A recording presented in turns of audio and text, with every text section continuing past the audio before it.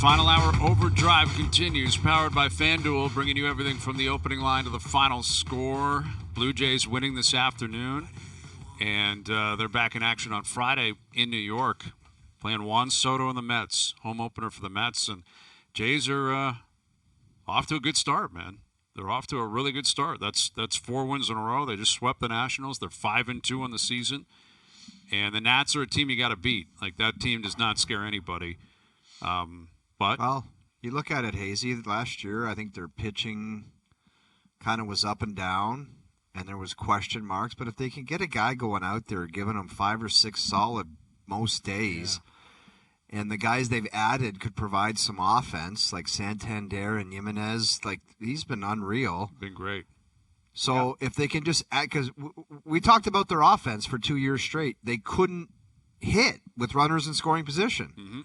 So if they can just get, like, minor improvements on that alone, and you get guys going out there that are having solid outings on the mound, you got a chance to win. Yep. Well, I'm not saying they're going to be world beaters, but they got to be better than they were last year. Yeah, I think everything's an improvement as far as that consistency. But, like, Bo looks better. Like, he looks – I know he cut his hair, but he looks lighter. He looks like he's in, like, really good shape, where I know it was – spring training or whatever, he didn't look in great shape in spring training. I think he's probably been through the ringer on some. I don't know what has happened. I think he's had some stuff go on.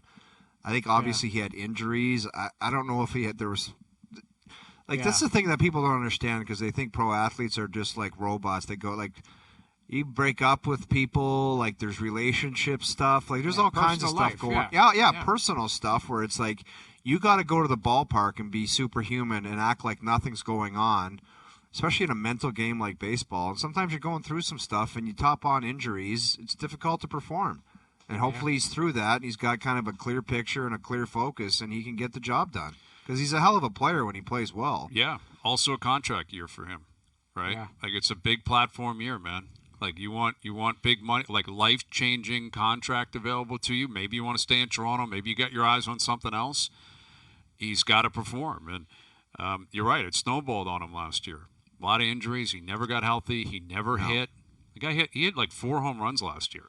Like, he never got off the ground. It never happened. Never looked comfortable. And he looks very healthy. He looks very comfortable. He looks dialed in. And that goes a long way. It's, team building for any sport, it starts with your best players. They have to be your best players. Like, they have to.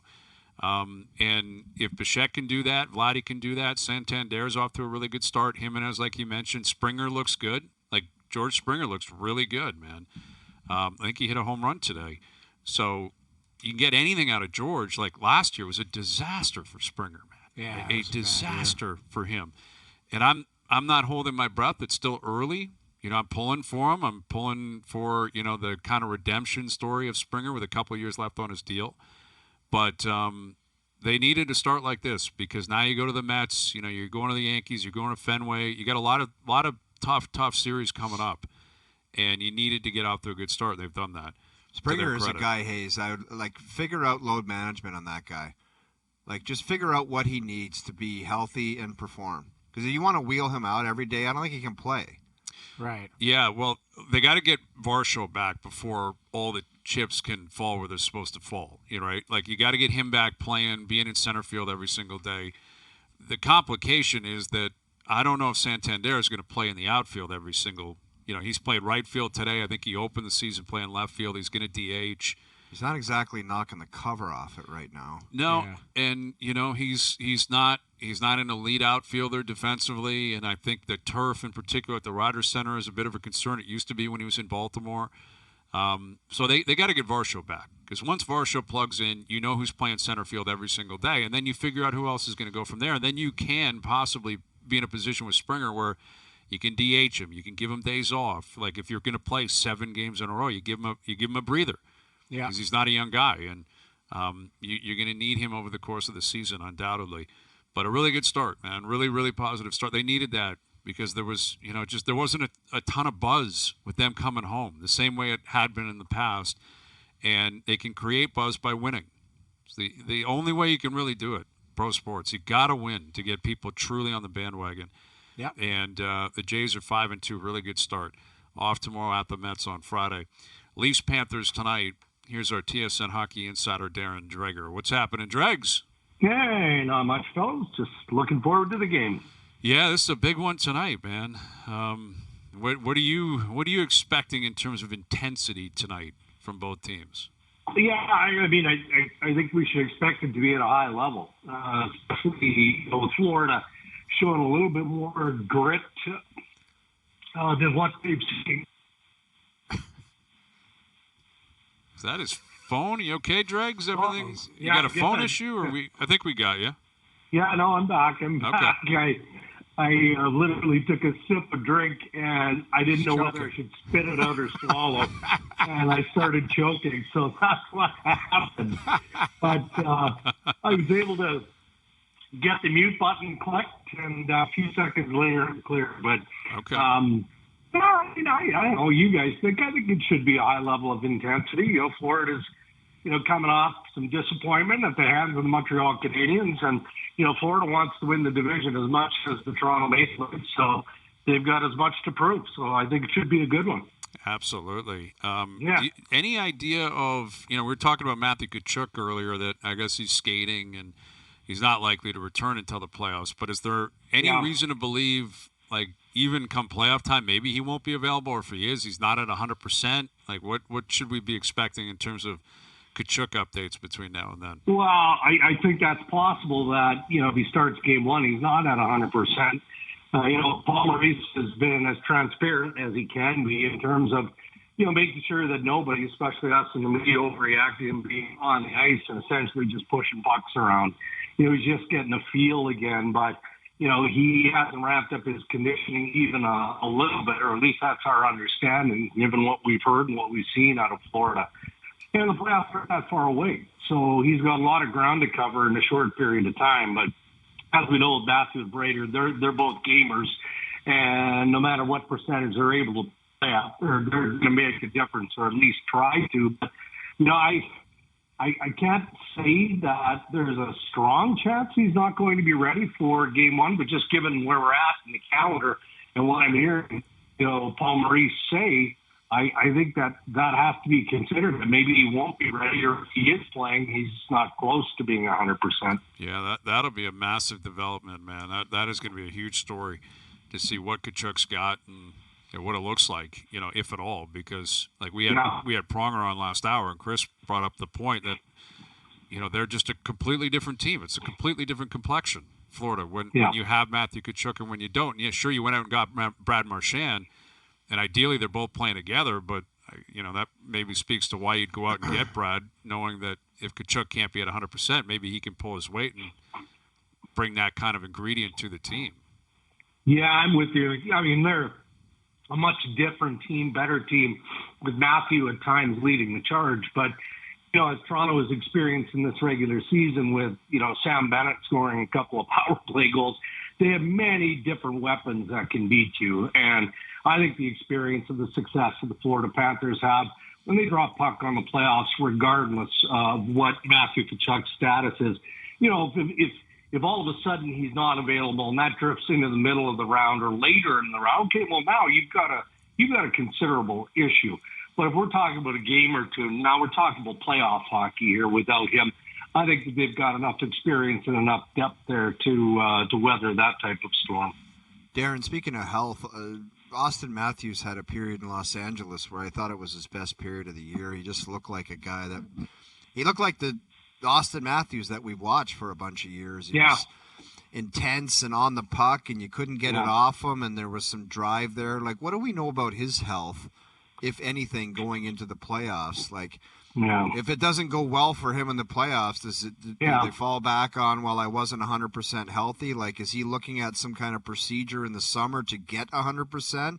Is this something he's stuck playing with the rest of his career? Like, do we know anything about that? Well, I'm told he's fine, though.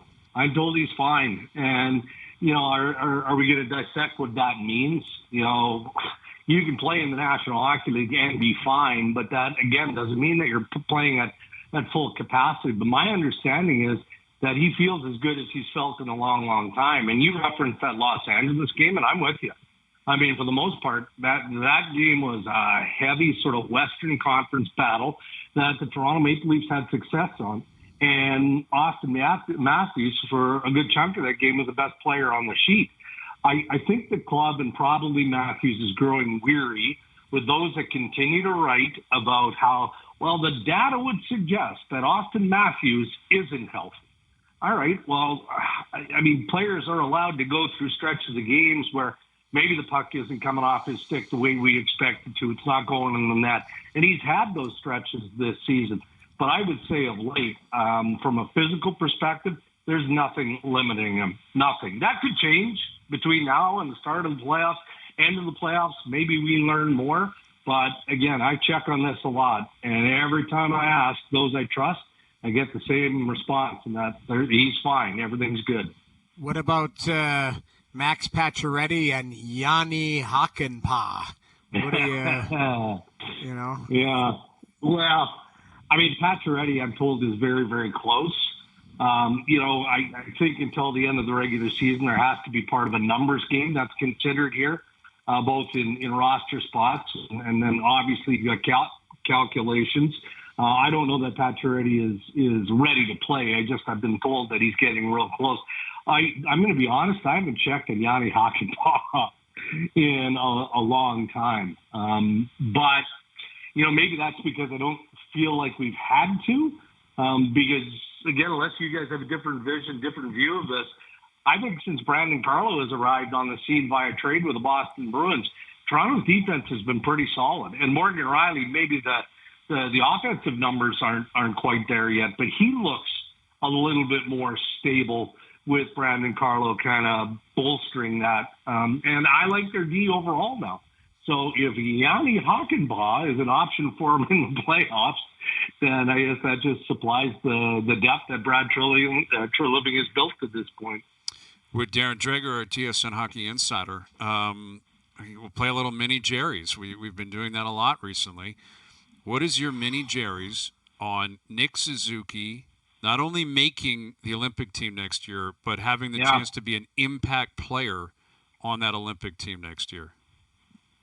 I mean, he has to be strongly in the conversation. So I feel like he's going to make it.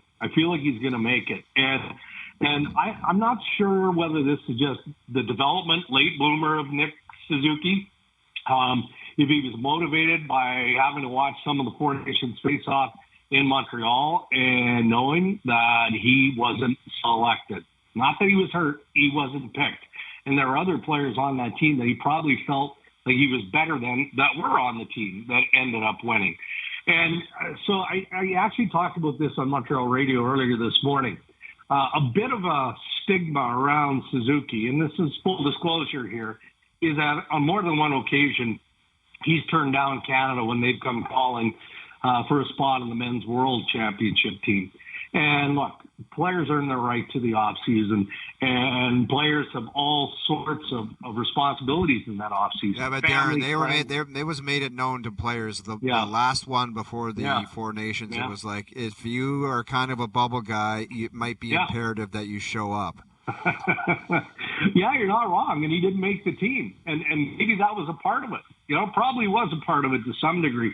But at the end of the day, when you're talking about an Olympic roster, Doug Armstrong's responsibility is to pick the best team available. And right now, it's a hard conversation to have. But what more can Nick Suzuki do? He was in the conversation to make that Four Nations team, despite what we've already talked about and some of the controversy around it. He was on the cusp. He was, according to the decision makers then.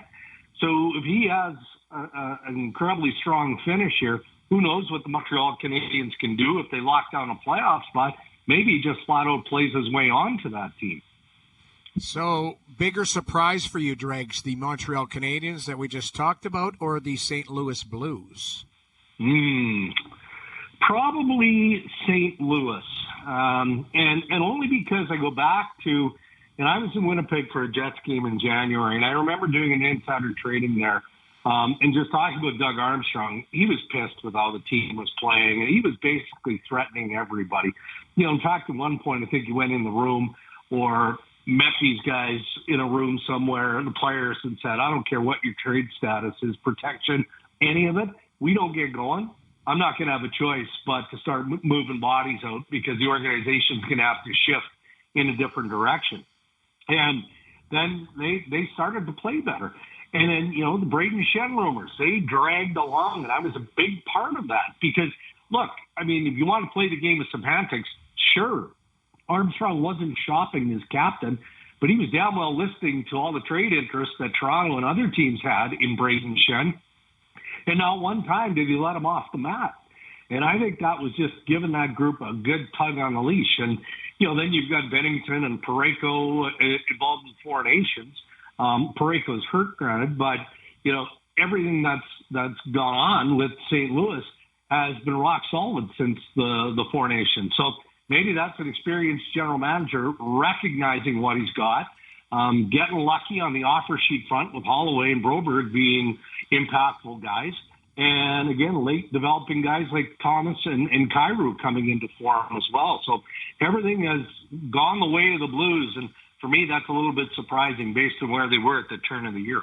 Darren, you mentioned the offer sheets. Do you see any type of trend, or do you see teams just not allowing that to happen moving forward? Or it could be a mix of both. You never know. It could be a mix of both. I don't think that teams are going to leave themselves vulnerable, although I keep reading and hearing all the speculation around Matthew Nyes. I mean, these big podcasts just... Yeah, $12 million a year he's going to get from someone. He's going to get the biggest RFA offer sheet in the history of hockey, no question. I mean, come on.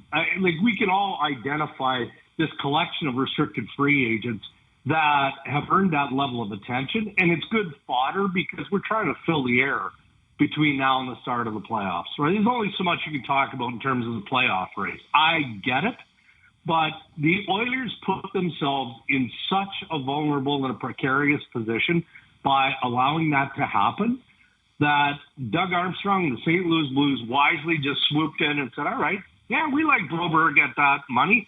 Sure, we're overpaying them right now, but we know Edmonton can't afford that. Likewise for Holloway, and they snatched two players that fit in beautifully in St. Louis. I think, there are teams that are definitely going to look for something similar. But sure, you could have teams on the hunt looking for that. But do we not think that the rest of the cap teams around the NHL learned a valuable lesson at the expense of the Edmonton Oilers? I just find it difficult to believe that somebody's going to get caught that off guard again. Yeah, they should be prepared, absolutely. You might see some offer sheets, but you're going to see more matching, I would think. Yeah, that's the thing. You don't want to be embarrassed the way Edmonton has been embarrassed this year by the way these two guys have played with Darren Dreger. So Ovi's now 4 away from the record. What are we expecting now in terms of dignitaries in the stands and the whole circus wherever he goes? What should we be bracing for here? Well, I think Commissioner Bettman jumped on Air Gary and got to tonight's game in time for after making his national rights announcement today. So Bettman expected to be as part of the tour moving forward. There'll be other NHL executives. I think Steve Mayer, who's the chief content officer, is part of that entourage. Wayne Gretzky's official schedule is still somewhat up in the air unless someone has reported differently, but I think he was planning on coming on board when it got to 4 goals, and that's where we're at. So it's going to be interesting to watch it all unfold, but there's all sorts of things around it, too, that have been planned, right? Like additional cameras, like multiple cameras added to make sure they catch every angle. I believe that when the tying goal is scored, that, the Washington Capitals players are going to be able to pour onto the ice for a quick celebration and get back to finishing the game. So the NHL, I think, is going to give this proper treatment until it's over.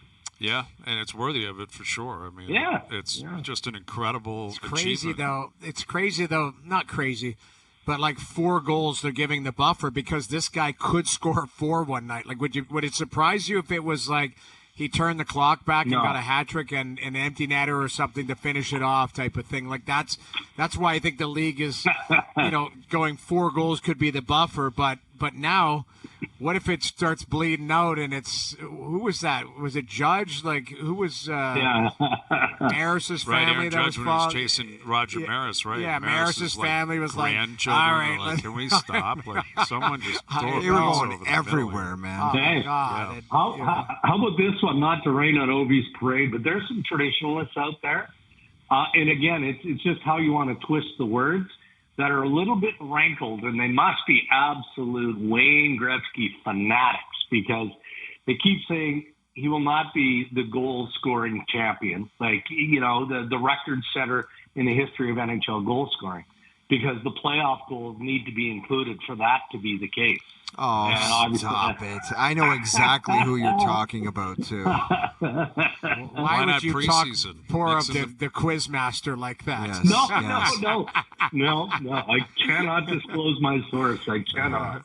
Yeah. Well, maybe you got to add, where was he before? Was he in Indianapolis or whatever? Gretzky find some goals over there. And WHA, yeah. WHA, didn't Ovi play in the KHL maybe before he came over? Maybe those goals should count too, like in terms of Crazy. professional numbers. Yeah. We don't need to muddy the waters here. 894 is the number.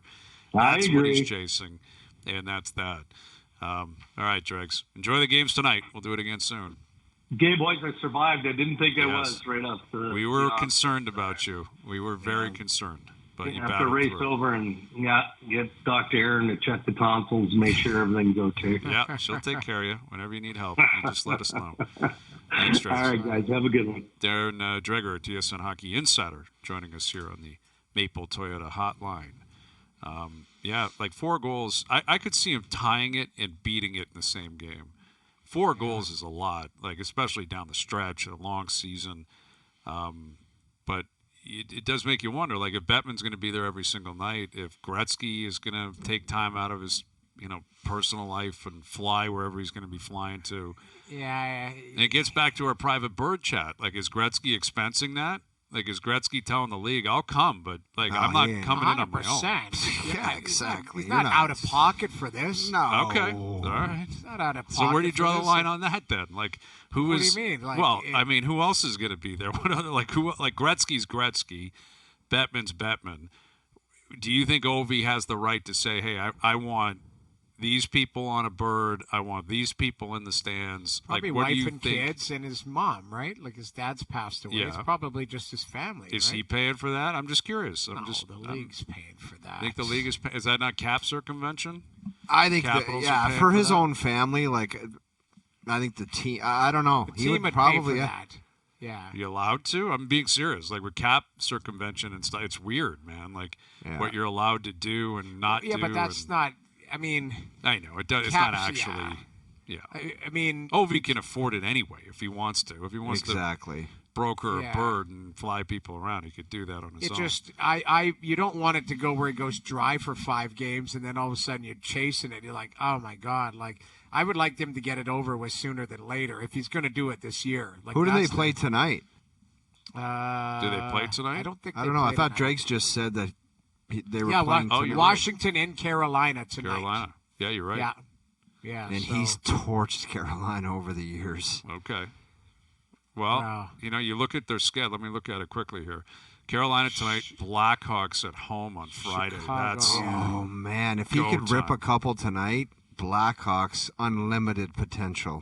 yes. And even the team, like they got the Islanders twice. The Islanders are giving up a ton of goals, and the Blue Jackets try to win 8-7 every night. They got them twice. That Blue Jacket team is like they're right there. Yeah. They can score. They're like Buffalo. All of a sudden, Dude, they can they're a score really good boatload bad of team. goals. Yeah. They're a fun team, too, man. Yeah. Marchenko, he's got the broken jaw, and he's ripping home hat tricks. And Dude, they're saying whichever one between them and Buffalo get a really good goaltender, they're going to make the playoffs next year. Yeah. I mean, Because they're not getting saves in Columbus either. Like the Elvis Merzlikin timeline, I think it's kind of up. yeah. Listen, I know. Noodles, I hate to dump on goal. I seem to Well, blame it's just- goalies it's- all the time. It's just like I feel like it's easy to go because you look at their goals against and it's like, God, they're 31st in the National Hockey League. You watch these teams play defense, it's like it's embarrassing. Like the players are like, yeah, just let the goalie handle that. And like to me, it goes hand in hand. You show me a good goalie in the league, and I'll show you a pretty good system in front of him, or a pretty good team that helps out as well too. So it kind of goes hand in hand. But if you look at UPL, for example, in Buffalo, like he's got a .500 record. Like it's the guys who haven't played around him that, like, I think that those teams, you're right. If they get better goaltending and better systematic play, they might take a step. Like Buffalo is a good, bad team. Same thing with Columbus. Like Buffalo last night, like world beaters, man. Like, and they've got good players. That Tuck's a great player. Thompson's a good player. That this Peterka's a good player. Like they're just, it's something's doesn't jive. Yeah, I got there. good players, and the way Washington plays, the way Minnesota plays, there's no right for the players to go to management and say we don't have good enough players. Because those players, there's Ovi, obviously, there's Kaprizov in Minnesota, but for the most part, it's just a bunch of really good players playing to a system and playing to win. Yeah. So there's just no other excuse for it. Agreed. Yeah. Agreed. Yeah, exactly. Leafs Panthers tonight. Best bet still to come later in the hour. Mark Masters will set the scene from the rink tonight. Scotiabank Arena. We'll head down there next. All right, best bets coming up later in the hour. Leafs Panthers tonight. Anthony Stolarson net, and Mark Masters will join us here in just a moment. Still waiting on the torpedo bats and what Rob Manfred could do about it in the future. Dude, I think he's going to gas them. You think so? That's the reporting that Dallas Braden yesterday was like, "What are you talking about? There's nothing wrong with them. They're legal." And I'm like, "There's going to be bite back from somebody, pitchers." Yeah, that's what it is, and I think what Manfred is, the report is indicating it's like the integrity of the game clause, where Manfred may step in and say, "We've had bats built a certain way for a long time. Let's just keep them the way they've always been." Right.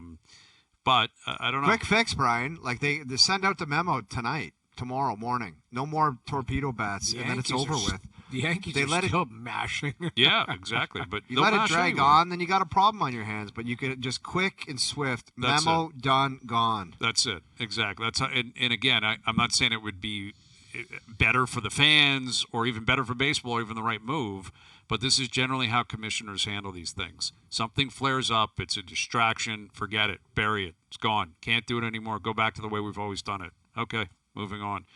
And I kind of anticipate that's the way it'll play out. The Leafs are 0-2 this year against Florida. Feels like you got to get one here tonight, man. Like it's not literally a must-win, but figuratively and symbolically, I think it is. Let's head down to Scotiabank. Here's Mark Masters, our Maple Leaf reporter. How would you describe it from that standpoint, Mark? Is it a must-win for the Leafs tonight? And if so, what would it mean to them? I think I agree with you. Like the Leafs got to win this game. It's not a must-win, of course, because it's not a must-win until it's a really must-win. But, geez, like you can just see the narrative coming out of this game if they somehow lose it. Florida's got their number. They're in their heads. If they can't beat them without Aaron Ekblad and Matthew Tkachuk, when can they beat them? Florida's really banged up right now. They're scuffing along. They played last night. This is the end of 3 and 4 for them. The Panthers, Nico Sturm's the latest guy to go down for them. He's out tonight. Kulikov's out. Barkov missed some shifts last night. He came back in that game, but he's clearly not 100%. So they're going through it right now. This has been a tough stretch, and if the Leafs, they got to take advantage here. They've been off since Sunday, had a quick practice yesterday, 12 guys on the ice for the optional skate today. They got to show some killer instinct here tonight. More than anything is just jump on these guys, get a nice solid win, get your first win against the Panthers. This could be a playoff matchup in a few weeks. So, it does feel like a very important game, I'll put it that way, for the Leafs tonight. So, with that being said, Masters, with the third period that Auston Matthews had in Los Angeles, would you expect him to be the guy to lead the charge as far as an emotional start to the game and kind of get things going? And if it's not him, who would you expect that from? No, you expect it from him, and you expect it from Mitch Marner in that line, right? Like that they got to drive the bus here. Assuming Barkov is Barkov, even if he's not 100%, that's a tough matchup. Reigning Selke Trophy winner, like he kept him. Barkov kept Matthews in that line pretty quiet here last month when the Panthers won 3-2 in this building. So it's up for Matthews to kind of win that matchup. Not enough just to saw it off. You got to win that matchup. He can do his damage on the power play too. But yeah, for me, it's Matthews. It's Matthews, Marner, that top line. That's who you're looking to set the tone and lead the way tonight. And it's the case it is probably most nights. The goaltender gets another opportunity, and Anthony Stolarz. We ran Craig Berube sound on his goaltending, what he envisioned heading into the playoffs. I don't know if you were in that scrum or watched it, but didn't sound like he was leaning towards having a tandem situation. He kind of leaned towards, hey, I'm going to go with one guy here and see how this unfolds. Did you get the same impression from the head coach? I thought what he said today was interesting because it's not what he said previously when he was asked about whether he would, the question today is, could you do a goalie rotation or would you do a goalie rotation in the playoffs? And he said he would, they're going to contemplate it. They're going to look at it. And he hasn't said that before. He was asked about whether he wanted someone to become the number one guy or clearly emerge in the lead up to the playoffs. And he said, yeah, that's what he'd like. That was back in February, at the end of February before a game in New York. And he said he's never, done a rotation in the playoffs. Obviously, it's pretty unorthodox. We saw Boston start last year's series with a rotation, but then quickly go to Jeremy Swayman. So I just thought it was interesting that he's being, he's like, yeah, we're going to look at this. You can understand why. I mean, both guys have never played this much in their careers. Both have seen their numbers dip as the year has gone along here. Neither guy has a playoff track record. Of course, Stolarz doesn't even have a playoff start, although he was part of a Stanley Cup winning team last year. And Joseph Woll's got 4 playoff starts on his resume, but no game one.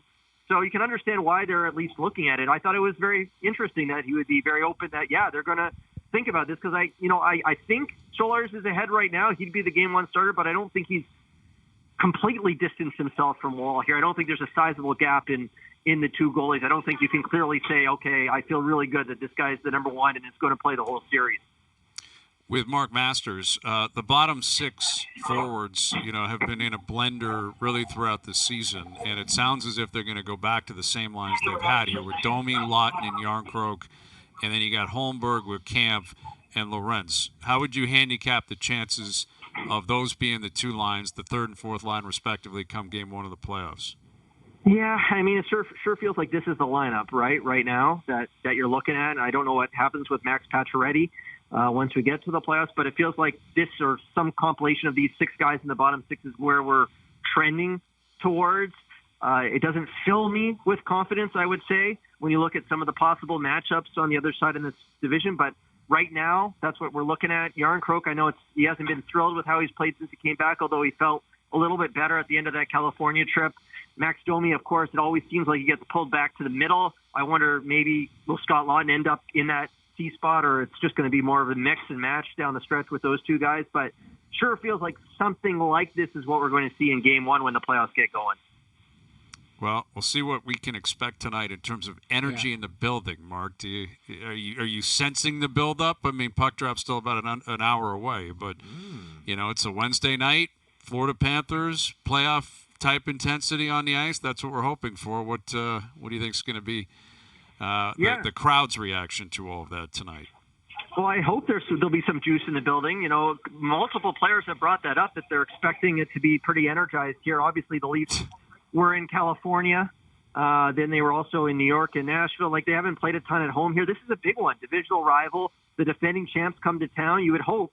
Obviously, this building's taken a beating in the past, and rightfully so, but you'd hope that the fans are going to be engaged right from the start. This is a playoff potential preview. It's a big game. And the Leafs are coming off a pretty good trip in terms of picking up 5 or 6 points in California. So the players are certainly expecting it to be a little extra amped tonight. It's always, for me, kind of a wait and see with this building, but I haven't felt it yet. Obviously, I'm scared of the cold and the snow, so I've been indoors all day here in the arena, but I'm sure it'll get a nice buzz coming up here once the fans. It's 7:30 starts, so a little extra time for people to maybe have a drink and get into it. Yeah, I like that. I like that idea. And we'll see Brad Marchand as a Florida Panther for the first time against the Maple Leafs. I don't know if you got a chance to catch up with him earlier today, but you certainly will, I'm sure, after the game. What is this experience going to be like for you, someone that's covered him in Boston for so many years, beating the Leafs, scoring big goals in this building as a Bruin? What do you expect that experience to feel like tonight? Yeah, Panthers didn't have a skate this morning because it's a back-to-back, but I just walked by him on the way up to the press box, and it's just so weird to see him in the red and the Florida colors. And so we were robbed of a Marchand scrum this morning because that's always must kind of be there, and he always has something fun to say. So, yeah, and it's not just that, he's playing against the Leafs in a different jersey, but he's playing with Sam Bennett. And Bennett had a big night in here the last time out, 2 power play goals in that game in the 3-2 win. The Leafs didn't really have an answer for him, and now you got those two together. Oliver Ekman-Larsson had that retaliation penalty that ended up being costly in the last game, and the Leafs are really stressing discipline, and I just wonder how they're going to walk that line tonight. They want to be aggressive. They want to initiate, but Florida's DNA is to initiate, not necessarily Toronto. So it's such a strange balance, and now Marchand even, obviously Tkachuk is out, and it's a different thing, and even Ekblad can have some grit to him, but you just wonder now with Marchand on the other side how much that's going to factor into some of these scrums. They're going to be trying to get at Stolars after the whistle. We saw Bennett, kind of poking away at him. AJ Greer got in there. Now Marchand just adds a little extra spice to that. So I'll be really, really interested to see how the Leafs handle that tonight. Marchand and just in general, Florida is going to try and grind this down, turn it into their kind of game. And, Berube says they can be comfortable in that one, but I don't know. It'd be fascinating to see how the Leafs handle Marchand and just that in general tonight. Masters, after the trade deadline, the phrase, the adjustment period, the settling in period comes into play for players that have moved locations and moved teams. How has it been for Carlo and Lawton? Do they look like they're kind of more settled? It is a different thing to go to a different team. How does it just look from the outside to you? Yeah, two different stories. It feels like Carlo kind of settled in even quicker, obviously quicker than Lawton did.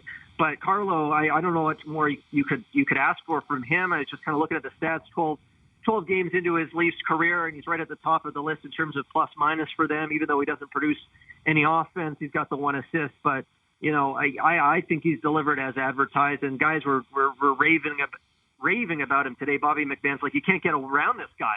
He's big. His stick is amazing. Mitch Marner said he uses his stick so nicely to kind of direct traffic. So it feels like Carlo has settled in nicely, been exactly what they wanted. And, compliment, he was talking about how good the fit is with Morgan Riley, how they're starting to recognize each other's voices a little bit better when it comes to defending the rush and defensive zone kind of situations. So we'll see if that continues. And then Lawton has settled in. He's settled down a little bit. I think it was tougher for him. Obviously, he's from around here, so there's a little extra added pressure. Kind of weird for him at first because, he was living in a hotel. He has a place in Toronto, but there's a tenant in there, so he's kicking the tenant out. So he'll be back in his home if he's not already, which will probably help him feel a little more comfortable with he's got a young newborn, and his wife's come up here. So I know that was tricky for him. So I feel like Carlos settled in. Lawton maybe still a bit in the process, but getting there. Is he going to be sued? Is he a landlord that's kicking people out? How is this going to Everyone else says, you're not kicking me out of anywhere. Squatters nowadays, people just don't leave. Right. That could be the case, man. Lawton versus a squatter. Get him. Yeah. You'll be covering a court case, Masters. It sounds like the guy kind of saw the writing on the wall when the trade went down. But can you imagine if you're that guy? You're thinking the only way I'm out early is if somehow it gets traded here.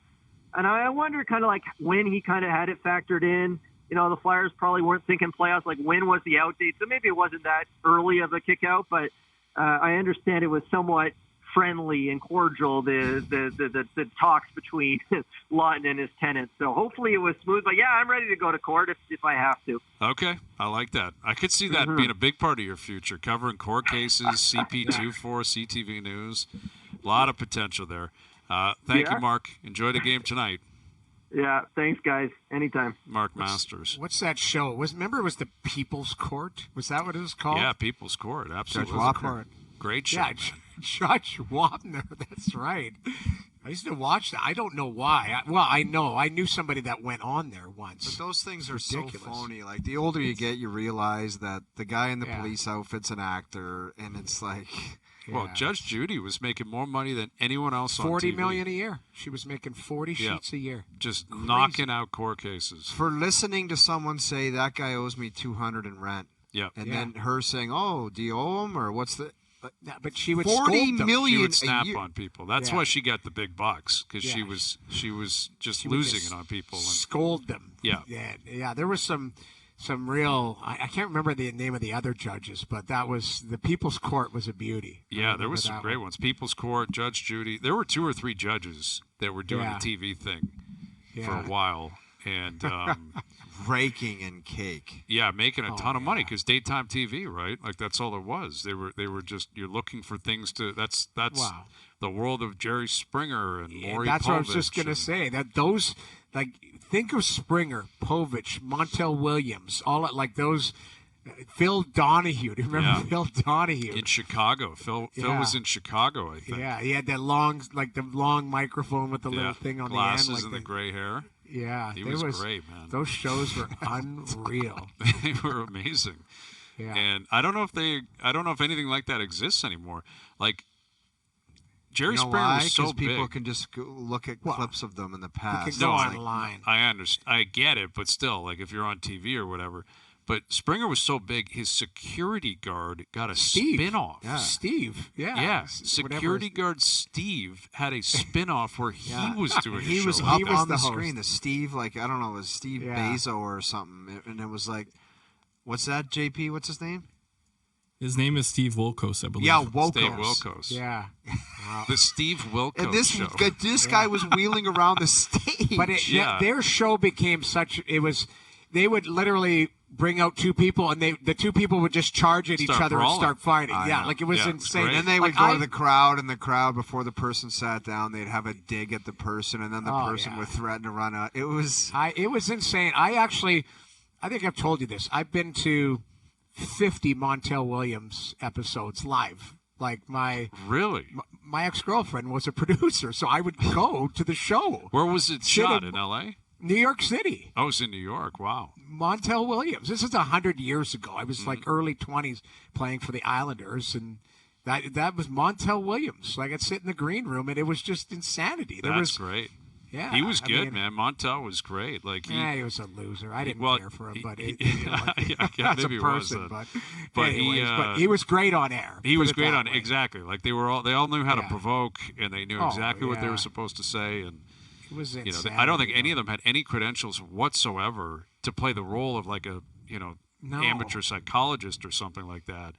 But that was kind of what they were doing. Like Jerry Springer was out there trying to help people, and meanwhile, he was just half of those shows were DNA tests. Yeah, I know. Yeah, like you are the best. Maury Povich. You are the father. Yeah, that you was are Maury's not the thing, father. man. Povich owned that. Dude, DNA Maury test was his. Man. Maury loved saying, "You're not the father." Then he'd put his You head down are. like that, and people would go absolute bonkers. Yeah, it was. Yeah, I mean, it was insanity. It was crazy, man. It was crazy because, and you'd get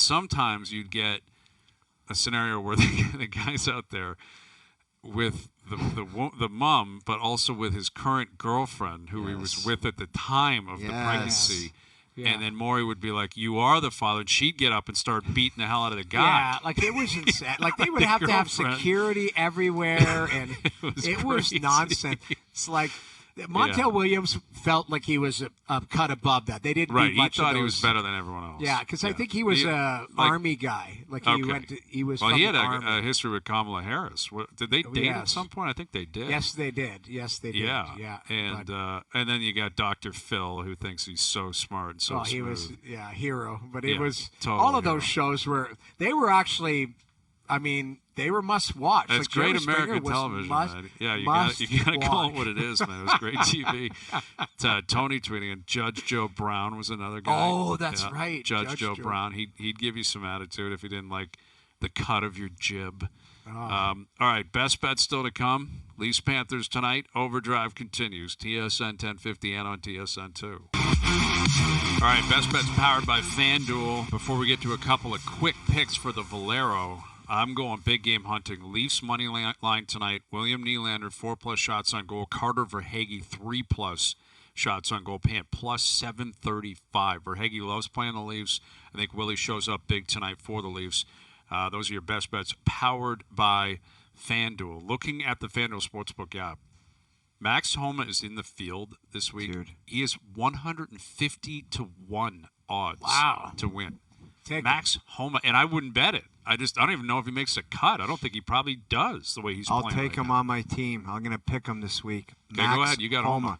I'm going to take Ludwig Oberg. Yep. I'm going to take Corey Connors. And I'm going to take Keegan Bradley. Okay. I will take Tommy Fleetwood, my boy. He's going to get one on tour. Akshay Bhatia. I love Bhatia at this track. Defending champ. Ben Griffin. Peter Ben Griffin. That guy's been on fire. I think he needs to maybe win this to get into the Masters. We've been playing really well. Yeah. And do you have 4? I guess I got to pick another one. I'll take Spieth. Take Jordan Spieth in Texas. Take Spieth right before the Masters, right? In Texas, his home state. Lock it in for the Valero next week. I'm going to take one more guy, my guy Gary Woodland. I want to see him. It was a great story to see him last week. All right, I'll take Daniel Berger. I love Danny Berger. The hamburger. Danny Berger. The hamburger can play, man. He's coming around. Yeah, he's healthy. I wouldn't be shocked if he wins this year. Yeah, he's a good player. Before his back, I think it was back injury, man. He was a legit stud player. Yeah, he was up, like man. Ryder Cupper, President's Cupper. He was on all those teams. Yeah, him and Will Zalatoris just ran into that bad injury, bad surgery, and just never could recover. All right, Leafs Panthers tonight should be a fun one. Full breakdown tomorrow. Thanks to everyone behind the scenes for helping out. We appreciate it. Everyone for tuning in today. TV, radio, podcast, web. We appreciate that. We're out of here. Enjoy your evenings. Enjoy the games tonight. We're back tomorrow at Psychic says Leafs win tonight. 4 p.m. We'll chat then.